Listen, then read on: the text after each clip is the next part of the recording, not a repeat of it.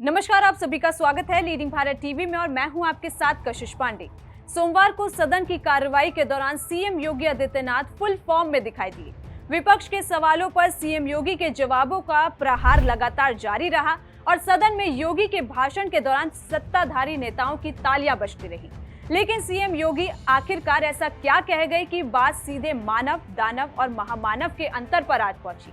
दरअसल हुआ ये कि अखिलेश यादव ने तंज कसा और कहा कि 144 का जिक्र करके महाकुंभ के नाम पर श्रद्धालुओं को गुमराह किया गया।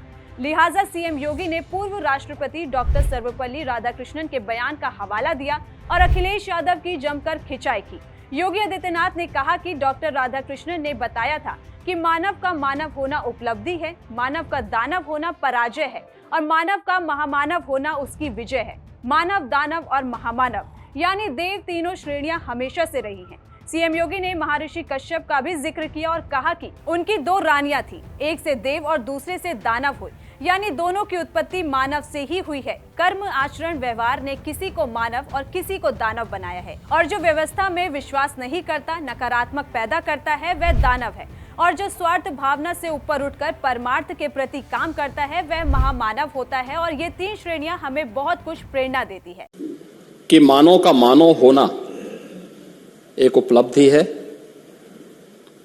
मानव का दानव होना उसकी पराजय है और मानव का महामानव होना उसकी विजय है। देखिए, तीन बातें उन्होंने कही और ये तीन श्रेणियां सदैव रही हैं, मानव भी, दानव भी और महामानव भी, जिसे आप देव श्रेणी में मान सकते हैं। मान्यता यह है कि महर्षि कश्यप की दो रानियां थीं, एक से देव हुए, एक से दानव हुए, यानी मनुष्य से ही ये सब आगे बढ़ी हैं। उनके कर्म, उनके आचरण, उनका व्यवहार उन्हें उस श्रेणी में पहुंचाता है जो केवल अपने लिए कार्य पे व्यस्त है, अपनी दिनचर्या में, अपनी घर गृहस्थी में व्यस्त है, वो एक मानव के रूप में हुआ। जो उस व्यवस्था पे विश्वास न करके नष्ट करने में विश्वास करता है, नकारात्मक सोच के साथ, विध्वंसात्मक सोच के साथ कार्य करता है, वह दानव हुआ। लेकिन जो उस स्वार्थ भावना से ऊपर उठ करके परमार्थ के भाव के साथ कार्य करता है वही महामानव हुआ। दरअसल मसला ये भी था कि विधानसभा में नेता प्रतिपक्ष माता प्रसाद पांडे भी सवाल उठाने में पीछे नहीं थे।